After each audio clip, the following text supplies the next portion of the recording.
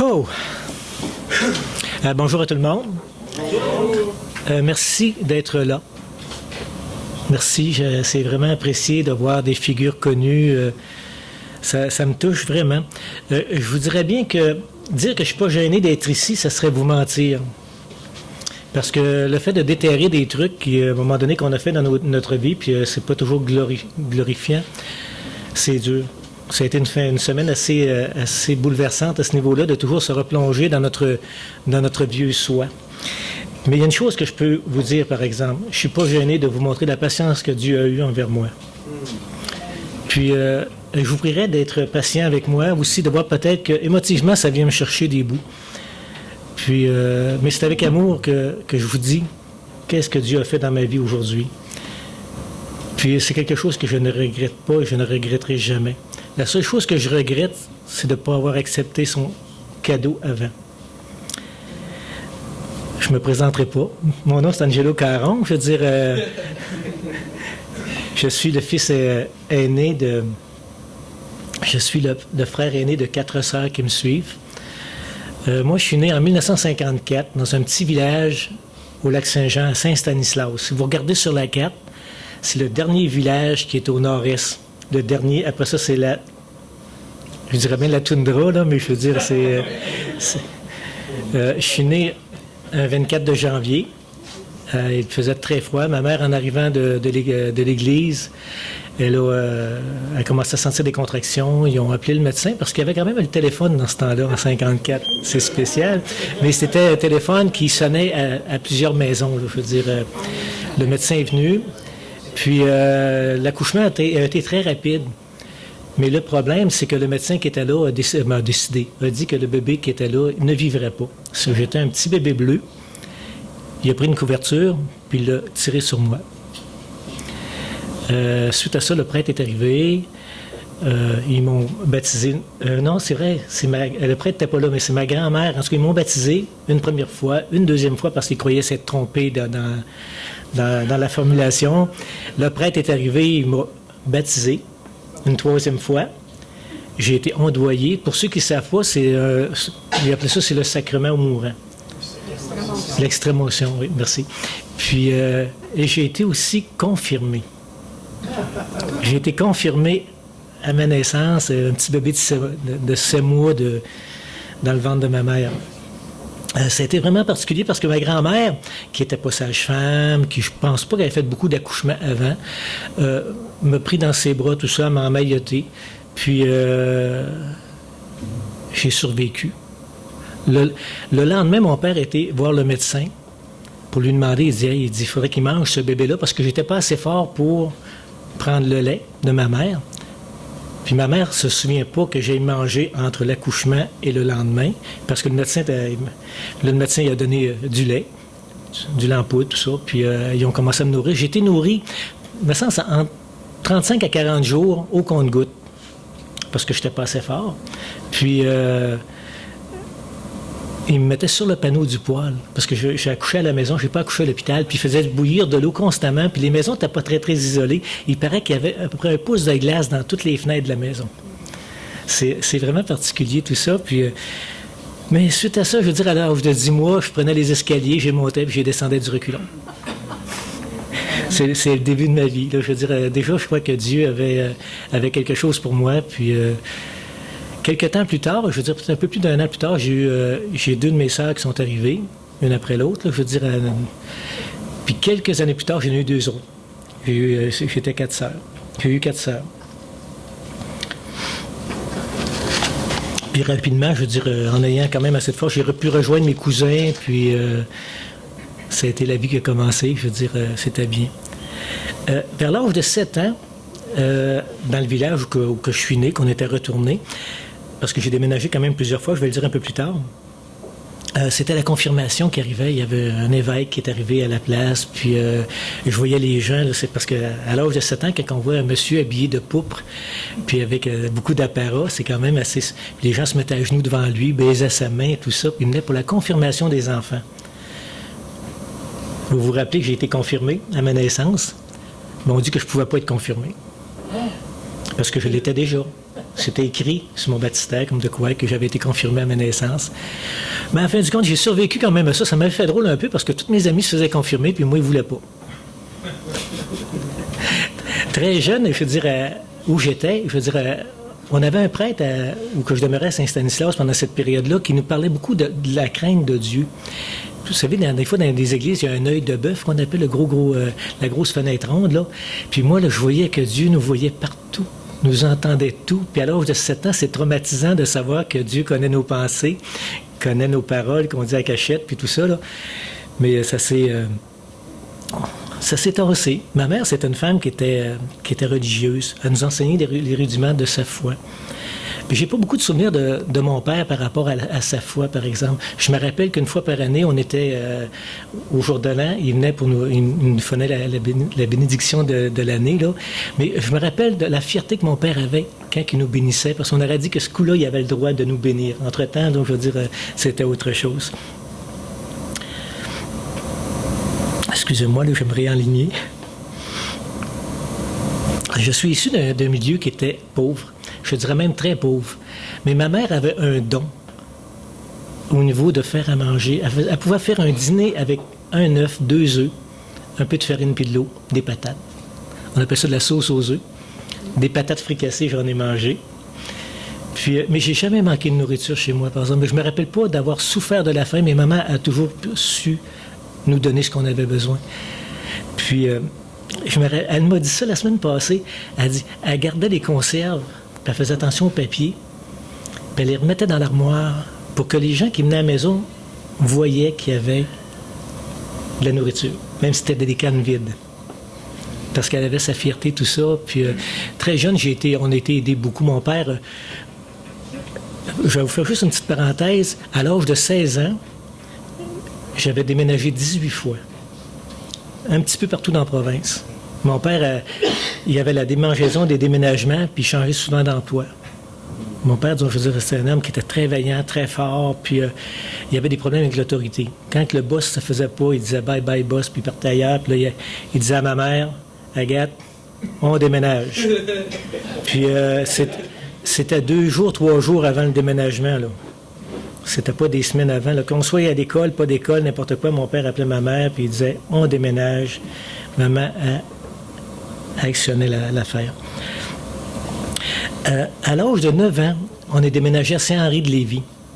Mon père, dans ce temps-là, il aurait bien aimé que je me mette à faire du sport. Puis, mais à côté de chez nous, il y avait une ferme. Il y avait 12 enfants. On était 3 petits étrangers qui allaient là les fins de semaine, puis quand on n'avait pas d'école, on allait là pour s'occuper des veaux, on allait là pour écurer, on allait là pour chercher du bois dans la forêt. Puis j'étais jeune, là, mais quand même, le monsieur, là, il nous gardait pas à rien faire. Mais j'ai tellement aimé cette période-là. Puis il m'est arrivé un accident durant ce temps-là, c'est qu'on s'en allait, je me rappelle pas si c'était en fin d'après-midi, on avait été faire de l'épandage de fumier, puis en revenant, j'étais sur la barre d'accouplement, sur le tracteur en arrière, puis j'ai probablement échappé la prise, puis j'ai été projeté, j'ai passé entre le pneu et l'aile du tracteur, puis j'ai crié, et le monsieur a freiné, le tracteur a rentré dans le sol, littéralement, là. Quand que je me rappelle de voir le pneu qui était à peu près à 60 cm, 2 pieds de ma tête, là. Mais le tracteur était rentré dans le sol, puis j'ai compris plus tard que Dieu avait mis sa main sur le tracteur, puis il ne voulait pas que je meure. C'est vraiment particulier parce que ça m'a coûté, dans le fond, une fracture à un pied, puis j'ai été à l'hôpital 1 semaine. Disons, ça a été comme ça.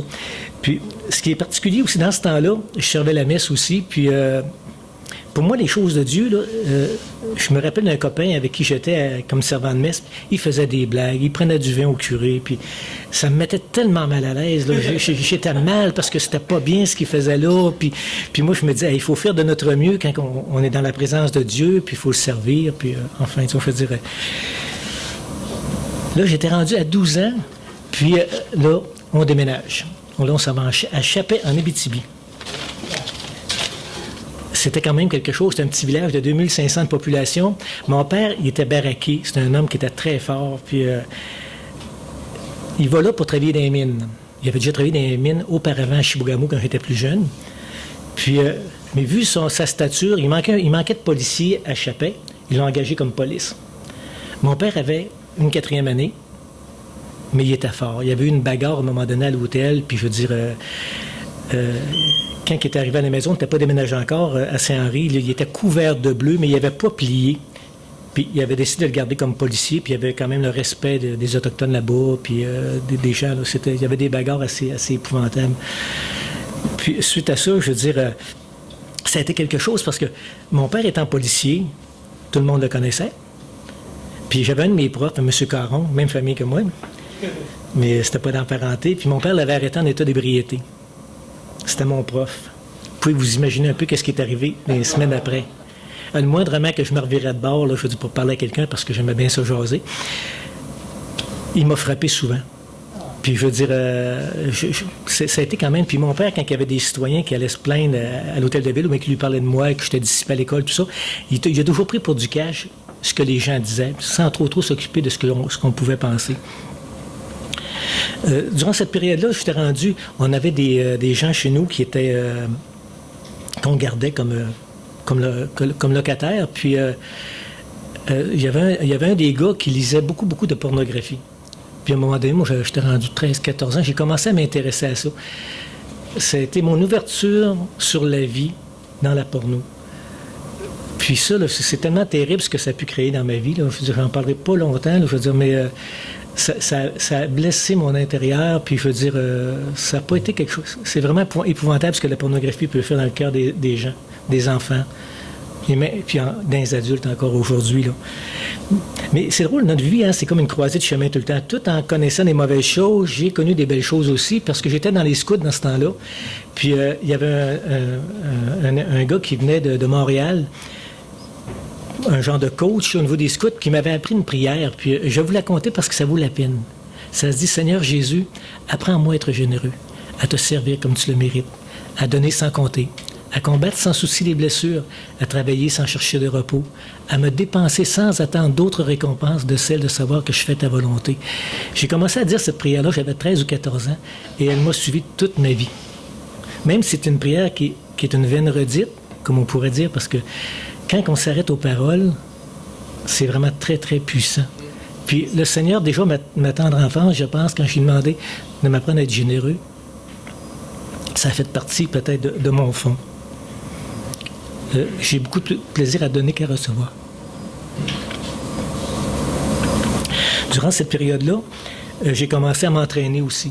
J'avais un potentiel physique pour l'entraînement, puis j'ai fait des Olympiques à Chapin, Chibougamau, Amos. Et là, j'ai déménagé.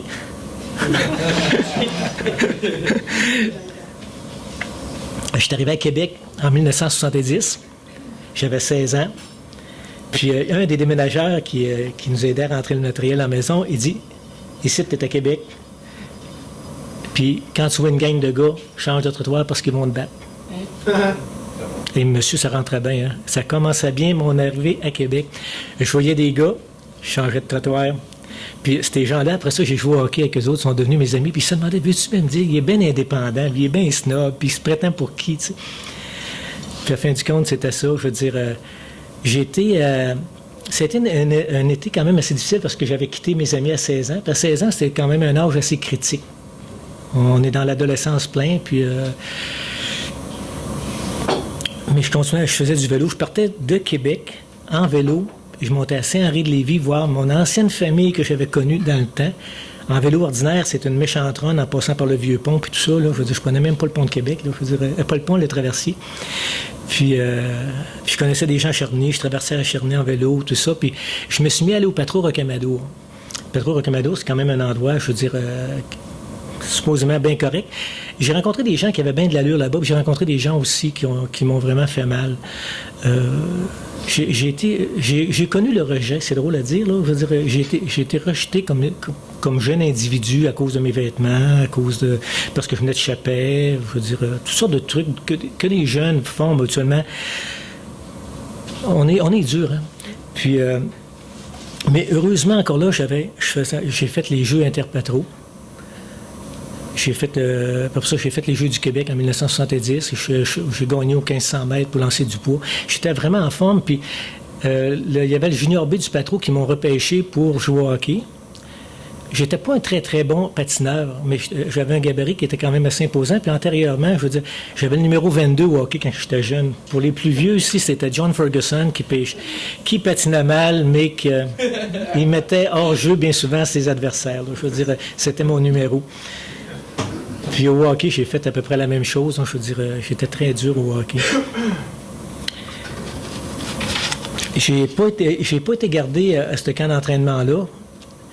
Ils m'ont dit, entraîne-toi, puis l'année prochaine, ça devrait être correct. Mais je n'ai pas été très, très assidu avec l'autre club dans lequel j'ai été. Là, je veux dire, vu quand on travaille fort, fort, fort, puis on se retrouve avec une équipe qui est moins forte, je veux dire, on prend le rythme à un moment donné, puis c'est ce qui est arrivé. Puis au hockey, pour vous dire, c'est loin, c'est pas une fierté, mais j'avais le meilleur des scores au niveau des pénalités. Dans les équipes, là, je veux dire, je passais du temps sur le banc, disons. Puis on était très solidaires vers nous autres. On avait des petits joueurs dans l'équipe. Quand il fallait que quelqu'un y aille chercher un de nos joueurs, il y en a un qui traversait la glace pour aller chercher l'autre. C'est pas fort, mais enfin. Ah, merci. À l'âge de 17 ans, c'était ma dernière année à l'école. Puis j'ai joué au football durant cette période-là aussi, puis je jouais au hockey, je jouais au football, puis ça faisait un drôle de gars sur la glace, disons. Je veux dire, c'était assez intense. Suite au hockey, je veux dire, il y a un coach qui était en contact avec l'hôpital Saint-François d'Assise. Il vendait des produits pour la cuisine, ce qui a fait que j'ai été embauché comme aide masculin à la cuisine en 1972, en mars 1972. C'est quand même quelque chose de spécial. J'ai toujours travaillé depuis l'âge de 14 ans. On n'a pas parlé, mais je veux dire, c'était ma première job, je veux dire, qui était comme ça, là. J'ai eu un poste régulier, ça n'a pas été bien, bien long. Je veux dire, à l'été, je veux dire, il manquait tellement de personnel dans ces années-là qu'on devenait régulier, je veux dire, en 6 mois. Puis, c'est ça, en mars 72, je suis rentré à la cuisine, puis après ça, je veux dire, j'ai eu un poste à l'entretien ménager de nuit. J'avais une petite blonde. Je suis parti de chez moi très, très jeune. Je veux dire, à un moment donné, à la maison, on vivait dans un 4,5, 5,5, puis on était 5 enfants, mon père, ma mère. Puis ma relation avec mon papa, dans ce temps-là, c'était plus ou moins, comme bien souvent des jeunes, mais quand même, c'est pas... Je suis parti de chez nous, puis mon père s'en est rendu compte 2 semaines plus tard. À un moment donné, il était dans ma chambre, il voulait montrer au monde la TV que je m'étais acheté, puis il dit, Schilangelo, ma mère a dit, il est parti, ça fait 2 semaines. Enfin, c'est pas glorieux, ça non plus. J'étais un passionné des voitures. Tout de suite, quand je me suis mis à travailler, je me suis endetté pour avoir des chars. Dans cette période-là, je prenais aucun alcool, aucune drogue. Moi, sentir le gaz, sentir la senteur des tailleurs, c'était mon trip. Moi, entendre tourner un 426 là, je veux dire, j'avais des frissons. Puis ce qui a fait, c'est que je me tenais avec des gars qui avaient des gros chars. Je veux dire, mon auto... en 2 ans, j'ai eu 3 autos. La 3e, je veux dire, je suis allé faire de l'accélération en Pont-Rouge avec. Puis c'était quand même... Le milieu de l'accélération, il y a toutes sortes de monde. Hein. Il y avait des policiers avec nous autres là-dedans. Il y avait... Tu sais, on était là, je veux dire... Ça a été quand même un bon temps, malgré que des gâteaux, j'en ai mangé pour faire marcher mes chars. C'est triste. Aujourd'hui, quand je vois un jeune mettre de l'argent sur son char, je dis, regarde, prends ça mollo, là. C'est pas éternel, un char. C'est bien, bien... Quand je suis parti de chez moi, je suis parti avec une amie qui travaillait pas. Moi, je travaillais. Puis, je veux dire, ça a duré quelques temps, disons, je veux dire, juste quelques mois. Puis, en 1975, j'ai appliqué sur un poste de préposé aux bénéficiaires. Puis, entre-temps, c'est spécial parce que quand ça n'allait pas dans ma vie, je criais à Dieu. Puis une des périodes, quand ma blonde, on s'était laissé, j'étais vraiment triste, tout ça. Puis je disais, Seigneur, là, si tu fais quelque chose pour moi dans ma vie, m'a changé, puis ça sera plus pareil, me revenir comme quand j'étais plus jeune, puis tout ça. Puis malgré que c'est des paroles, c'est des promesses comme ça. Quand je suis entré en 1975 à l'hôpital, pas à l'hôpital, excusez-moi, comme préposé aux bénéficiaires, j'ai eu ma première Bible donnée par une religieuse. Mais je ne l'ai pas lue. Elle est restée dans mon tiroir longtemps, puis des fois, j'ai lu certaines choses dedans, là, je cherchais certains passages, je disais, qui faisaient mon affaire, là, puis dans le Cantique des Cantiques. Enfin. C'est là qu'est arrivé en 76, j'ai donné mon nom, mais c'est pas vrai. On avait un syndicat, CSN, on savait qu'il faisait des choses qui n'étaient pas tout à fait honnêtes. On l'a fait mettre sous tutelle. On était une gang de jeunes, là, puis on a dit non, c'est correct, c'est assez, là. Puis on a fait sauter le syndicat. Quand le monde dit que ça ne saute pas un syndicat, là, quand on est une gang de jeunes qui décident de brasser la cage, là, on l'a brassé. Puis durant cette période-là aussi, j'ai fait partie du PCCML, Parti communiste canadien, marxiste-léniniste. Je croyais que je ferais partie, puis Dr Givago, la plupart le connaissent. J'ai cru que je ferais partie des gens qui changeraient le monde. Je croyais vraiment que dans l'humain, il y avait une possibilité d'égaliser les richesses, de donner aux démunis. Puis je me rappelle qu'au syndicat, la petite gang qu'on était, là, on allait d'un motel, là, notons qu'il y avait une conférence à Montréal, on couchait 6 dans un motel de 4, là, pour sauver de l'argent au syndicat. Quand on allait au restaurant, on prenait ce qu'il y avait de moins cher, pour pas que ça... Mais c'était quand même une période qui était super pour moi, pour ma formation, tout ça. Mais le problème avec le syndicat, c'est qu'on est tout le temps dans les problèmes. On vient à bout après boss, parce qu'on trouve qu'ils sont pas corrects. Puis à un moment donné, avec le recul, tu te rends compte que les employés non plus sont pas terribles. Parce que c'est bien beau chialer, là, je veux dire, sur après patron, mais oui, mais tu es quand même payé pour faire ton chiffre. Il faudrait peut-être que tu le fasses, là. Si tu as des problèmes sur un département, il faut que tu t'analyses un petit peu. En tout cas, là, moi, durant cette période-là, je veux dire, j'ai rencontré un chrétien. Ça a été ma première fois que j'ai rencontré un chrétien, comme je suis maintenant. Puis, il s'appelait Marc. Marc Roger, pour ceux qui le connaissent. Il va chez vous, Michel. Puis, il a commencé à me parler du Seigneur Jésus. Puis moi, j'avais dit à Marc, il dit, Marc, toi, tu travailles pour les choses de Dieu, c'est beau, mais moi, je travaille pour les choses de la terre. Je crois en l'humain, puis je veux dire, je disais, puis ça a pris 14 ans après ça pour que Dieu me reparle. Durant le temps que j'étais dans le syndicat, j'ai appris à un moment donné qu'on pouvait se servir de beaucoup de choses. On peut se servir de notre physique pour parler, on peut se servir de notre voix. On peut intimider les gens, juste dans la façon de se tenir. Ça, c'est des choses que j'ai appris. Puis c'est pas nécessairement notre gloire, parce que étant un petit peu shapé dans ce temps-là, je veux dire, c'était facile pour moi. Si je pointais quelqu'un du doigt, ça avait une répercussion envers la personne. Puis il y a des gens qui se sont mis à me craindre, puis c'était pas nécessairement, disons, glorieux. Entre-temps, il y a eu un concours pour devenir gardien de prison. On était au-dessus de 400 au concours, puis j'avais pas de pushing pantoute. J'ai fait le concours au complet, puis j'ai terminé. Je me suis rendu à la fin, j'ai été embauché. Puis c'est tellement particulier parce qu'en dedans, j'ai rencontré des gens que je connaissais dans la rue. Qu'est-ce que tu fais là? Je suis venu te surveiller. Ben oui. C'est vraiment spécial. Mais à la fin du compte, ce qui est arrivé, c'est qu'avec l'employeur, à un moment donné, je me suis senti niaiser un petit peu à un moment donné. Puis un matin, je suis rentré, j'ai été voir les patrons, le directeur. J'ai dit, écoute bien, là. On va mettre les choses au clair, là. J'ai dit, moi, tu m'avertis, là, je veux dire 12 heures à l'avance, là, tu changes mon corps de travail, ça marche pas de même. J'ai dit, puis en plus, là, j'ai dit, moi, te dire une chose, là. Moi, je suis rentré de bout de site tout seul. Puis je ressors tout seul, monsieur, je vous salue, je lâche la job. Je revirais de bord, puis je suis parti. J'étais pas bien vieux dans ce temps-là. J'avais 24 ans, je pense, là. Enfin. Suite à ça, je veux dire... j'ai quitté le syndicat pas longtemps après. J'avais une colère en dedans de moi là, hein, qui était vraiment terrible. Puis, j'avais souvent travaillé 2 jobs dans ma vie, tout ça, puis j'ai commencé à travailler dans un bar, comme waiter. Je mettais les pousseurs dehors. Puis, je veux dire, je vendais à 2 places. Enfin, disons, ça a été... ça a été quand même une période pour moi qui a été quand même un peu difficile parce que je consommais beaucoup. J'étais rendu que je consommais du hashish, de la cocaïne. Je me couchais le soir en me roulant un joint parce que ça m'endormait, puis je me levais le matin en roulant aussi. Ça a duré quelques années.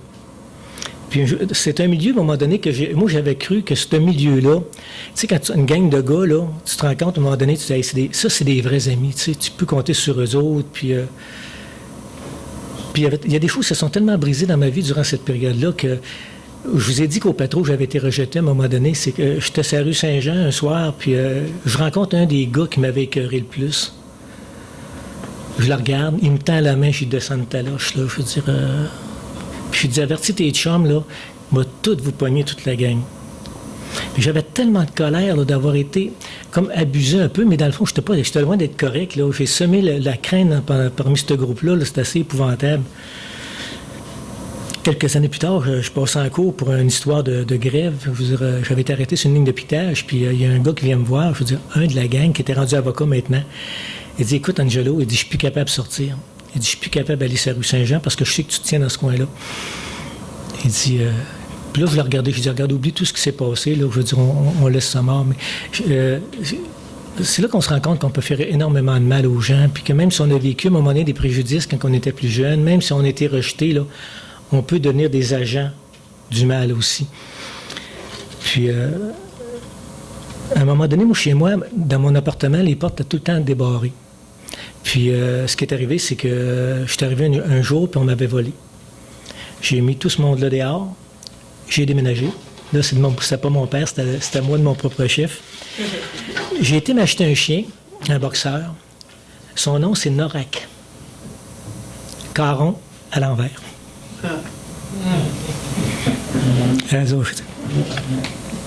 Ça a été mon ami. Oui, ce chien-là, je veux dire, parce que j'ai passé une période à un moment donné que j'étais écœuré du monde. Puis je me serais fait tatouer Fuck the World, là, je veux dire, j'aurais pas eu de misère dans ce temps-là, là, parce que je trouvais que le monde était mesquin, le monde était méchant. Mais j'étais méchant, j'étais mesquin. Tu veux dire, mais c'était facile pour moi de reprocher aux gens, je veux dire, ce que j'avais dans mon cœur. Suite à ça, je veux dire, il est arrivé quelque chose de spécial dans ma vie. Je travaillais dans ce temps-là à l'urgence à Saint-François, puis j'ai rencontré une femme. Puis à la fin du chiffre, je veux dire, je lui demande, je lui dis, hey, t'aurais-tu envie de manger une crème molle? Puis on s'en va manger une crème molle. Puis elle était bien gentille, je veux dire, elle m'a ramené chez moi. Mon auto était en règle, j'étais sur le bord du chemin, il y avait une réparation à faire dessus, puis j'avais pas les moyens. Puis elle m'a emmené à la maison, elle fumait. Son cendrier était bien plein dans son auto, les vitres étaient sales. Là, en arrivant, ce que j'étais fait, j'étais chercher une bouteille de Windex, j'ai vidé son cendrier, lavé ses vitres, puis elle s'appelait Denise. C'est mon épouse. Excusez.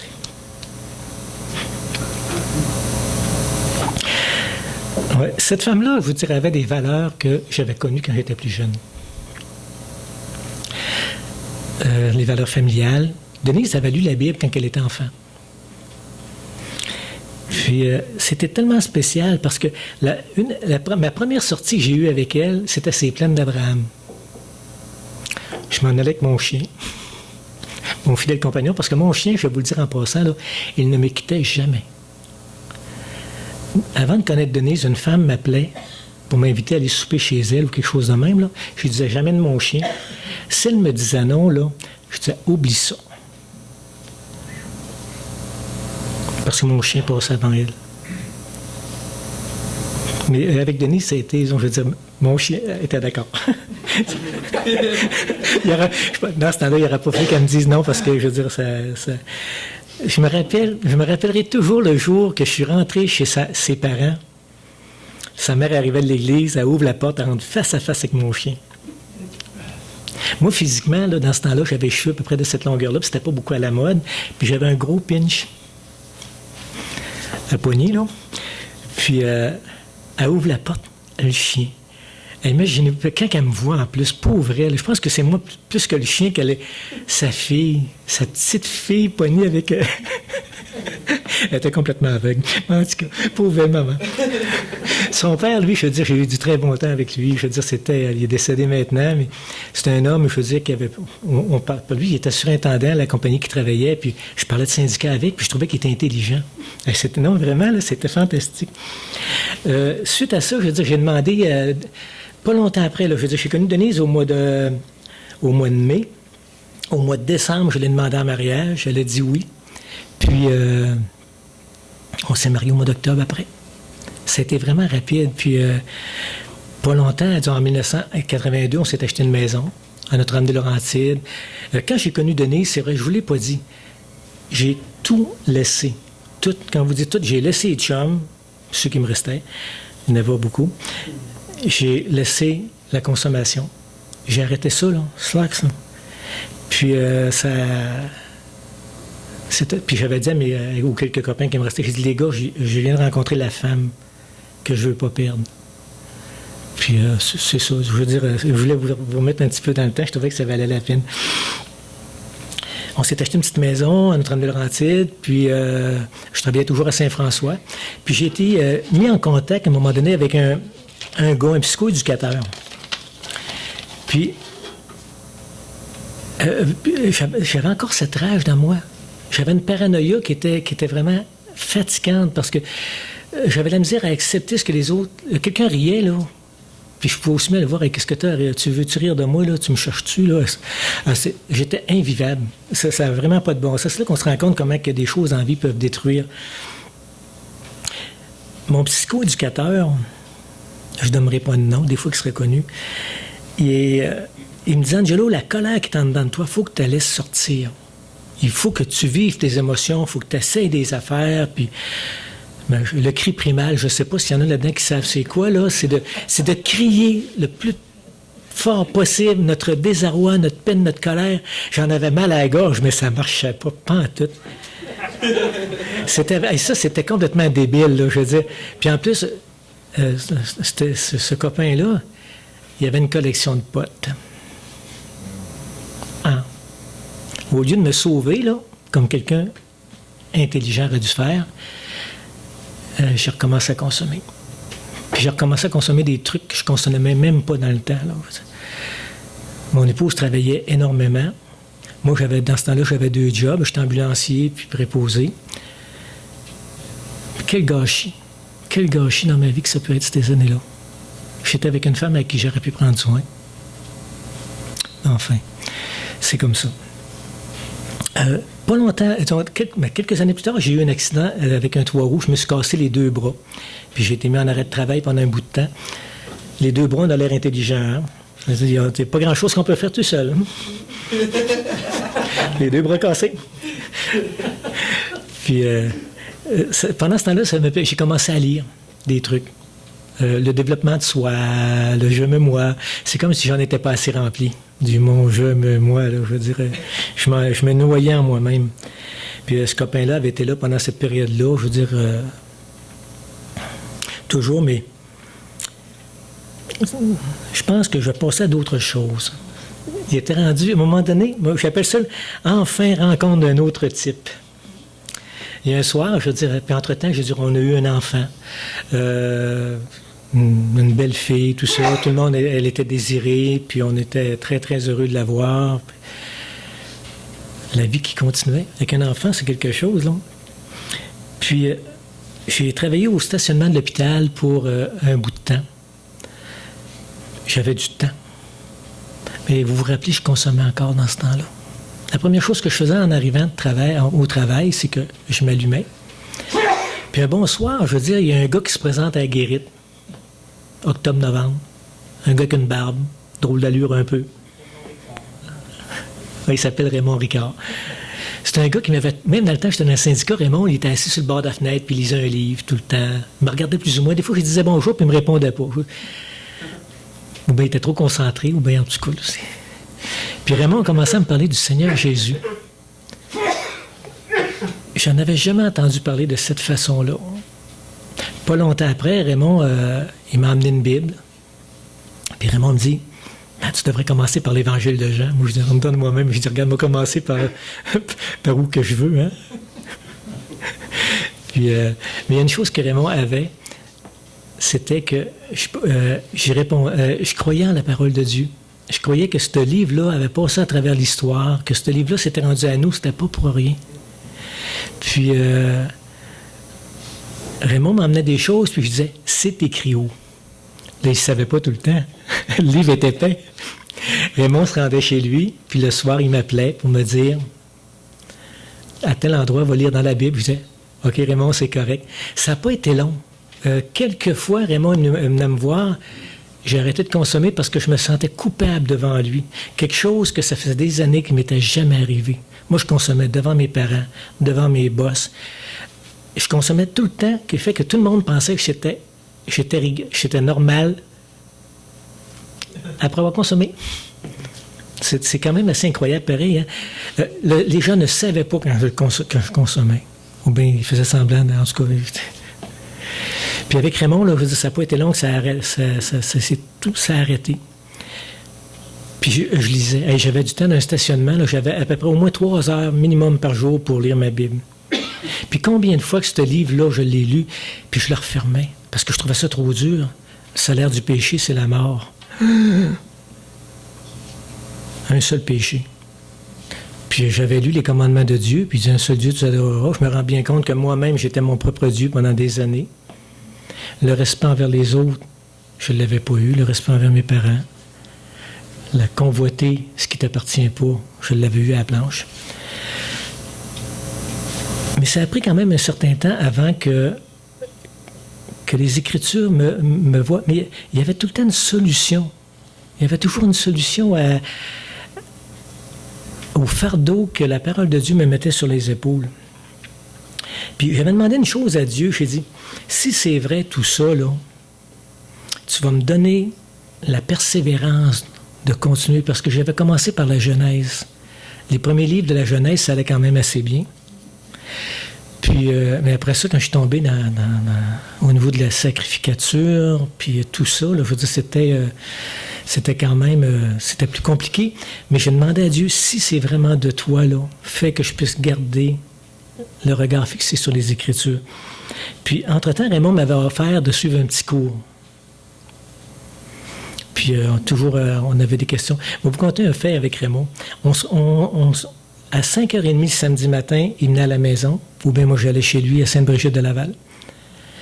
Puis j'arrive chez eux un matin, il y avait une grande robe blanche. Puis c'était dans mes premières rencontres. 4 fois que je le voyais, il arrive en grande robe blanche. Je me dis, qu'est-ce que c'est ça? Qu'est-ce que c'est ça? C'est un genre de robe hindoue, là. Là, on avait eu très belle étude, mais ça m'avait donné toute une taloche. Je me demandais, parce que moi, s'il y a une chose dans ma vie que je n'avais pas besoin, là, c'était d'un regroupement. Je n'avais pas besoin d'un regroupement. Je n'avais pas besoin de... Non, ça pour moi, là, je veux dire, le monde m'avait tellement blessé que moins j'en avais autour de moi, mieux que c'était. Raymond m'a emmené un livre à un moment donné qui s'appelait « L'agonie de notre vieille planète ». À cause du syndicat, politiquement parlant, j'étais quand même assez... je savais qu'est-ce qui se passait dans le monde. Qu'est-ce qui se passait en Russie, en Chine, tout ça. Là, pour moi, là, c'était... Puis « L'agonie de notre vieille planète », c'est un livre qui parle des prophéties bibliques. Ça m'avait tellement frappé de voir, mettons, le retour des Juifs en Israël, puis plein d'affaires, puis il revenait toujours sur la parole de Dieu, puis ça m'avait parlé beaucoup, puis je me disais, hey, il y a des gens qui ont écrit sur des choses qui avaient été écrites il y a très, très longtemps, puis il y a des choses aujourd'hui là, qui sont en train de prendre forme, que Jésus va peut-être revenir un jour. Dans ce temps-là, moi, je n'étais pas encore dans ce temps-là décidé. Puis j'avais demandé à Dieu, j'ai fait une prière à Dieu à un moment donné. J'ai dit, montre-moi qui je suis à tes yeux. Pas aux yeux de ceux qui m'aiment, pas aux yeux de ceux qui ne m'aiment pas aux yeux des indifférents, mais à tes yeux, à toi. Puis, pendant quelques semaines, je suis parti sur un retour sur moi-même, sur ma vie. Le plus longtemps que j'ai pu descendre. Puis, c'est quand même assez incroyable de voir à un moment donné les trucs qu'on a pu faire dans notre vie qui n'étaient pas nécessairement les mieux, que je me suis rendu compte, dans le fond, que mon désir d'être aimé était tellement grand que j'étais prêt à faire bien des choses pour être accepté par les autres. J'étais gueudonne ces bords. Parce que pour être aimé, je savais quoi faire pour être aimé. Je savais quoi faire pour plaire. Puis je me suis rendu compte que c'était rempli d'égoïsme, de mensonges. Comme je vous ai dit tantôt, j'ai passé énormément de temps à lire. Il y a un verset de la Bible qui m'avait tellement frappé. « À quoi cela sert de gagner tout le monde si je perds mon âme? » Puis là, je viens de vous conter quand j'ai demandé à Dieu de me montrer qui j'étais en réalité, là, il me l'a montré qui j'étais en réalité. J'ai jamais tué personne, mais j'ai désiré la mort de plusieurs personnes. J'ai agi pour blesser des gens. Mais Dieu m'a tout montré ça. Puis là, il me faisait j'ai vraiment vu que j'étais perdu. Que si je mourais là, du jour au lendemain, là, j'avais droit à la colère de Dieu. Selon Dieu. Puis, je lisais dans l'Évangile de Marc, au chapitre 4, pour ceux qui voudront le relire, là, c'est l'histoire du lépreux. Cette lecture-là m'avait vraiment frappé parce que j'avais demandé au Seigneur, parce que le lépreux arrive devant le Seigneur, hey, c'est un lépreux, là, il est dégueulasse, là. Tout le monde se sauve de lui, puis il faut qu'il s'en aille, puis il crie impur, impur, là. Le Seigneur Jésus est arrivé à côté, puis il dit, qu'est-ce que tu veux? Mais il dit, si tu le veux, rends-moi pur. Puis moi, ça a été une de mes prières, sans comprendre exactement tout ce que je lui demandais. Seigneur, je veux être pur, je veux être libéré de ma colère, du fardeau, de mes péchés. C'est là que j'ai été invité à un premier déjeuner de l'espoir.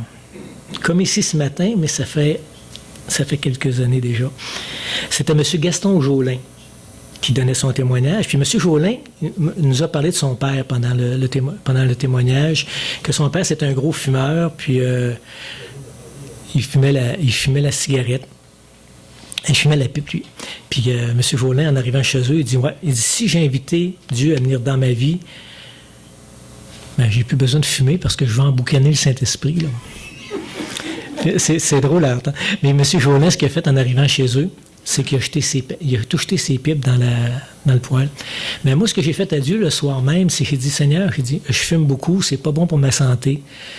Puis j'aimerais que tu me libères de cela. Le lendemain matin, là, je ne fumais plus. J'ai arrêté. Je ne me rappelle pas d'avoir été de mauvaise humeur. Mais c'est parce que durant cette période-là, là, ce qui est merveilleux, c'est que Dieu travaillait dans ma vie. Il était en train de me montrer mon besoin. Puis, à l'hôpital, on avait un aumônier avec qui j'aimais bien dialoguer avec lui, puis je parlais de mes partages que je faisais par rapport aux Écritures. Puis là, je disais, hey, je comprends pas. J'ai dit, regarde, là, la Bible dit ça, toi, tu me dis ça. Oui, il dit, mais pourquoi que, dans le fond, c'est la même Bible que celle que je lis? Il dit, oui. Mais pourquoi que c'est pas pareil? Pourquoi qu'il y a tellement... de la tradition, les chefs de l'Église ont changé des choses, peut-être. Mais j'ai dit, oui, mais j'avais lu un matin que Dieu a raison, les hommes sont menteurs. Mais j'ai dit, là, il y a un problème. J'ai dit, regarde, tu me dis que c'est correct. Tout ce que tu me dis, c'est correct, mais moi, la parole de Dieu me dit que ce que l'homme dit, là, il faut que ça soit vérifié. Il faut aller à la source pour pouvoir voir la vérité, parce que moi, j'étais à la recherche de la vérité, là.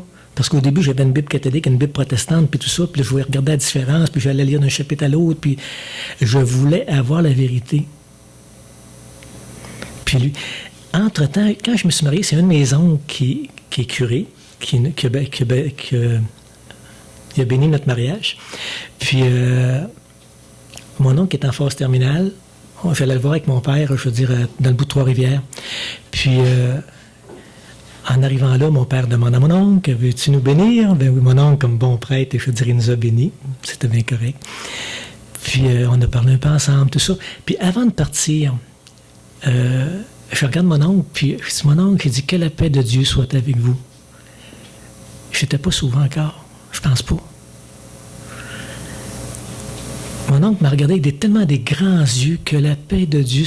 Comment que cet homme a pu dire de foi dans sa vie à des gens que la paix soit avec vous? Là, c'est moi qui lui disais, un petit filleul, là, je veux dire de loin, là. Mon oncle est décédé quelques jours plus tard. Sa bague de sacerdoce devait me revenir. Là, j'étais tout croche, tout de travers. J'ai dit, Seigneur, c'est-tu un signe, ça, là? Qu'est-ce que tu veux me dire? Est-ce que je dois quitter ma religion? Est-ce que je dois regarder d'autres choses? J'ai laissé ça entre les mains du Seigneur. J'ai dit, regarde, Seigneur, moi, c'est trop pour moi, là, puis je veux m'affirmer dans ce que je vois, dans ce que je comprends.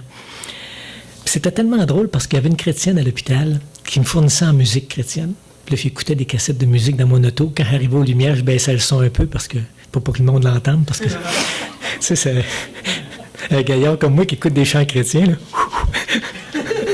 Hein? Mais la lecture de la parole de Dieu, les chants, tout ça. Entre-temps, il est arrivé quelque chose de bien, bien spécial parce que j'allais à l'église, puis j'ai été à ma première rencontre à l'Assemblée évangélique de Sainte-Foy.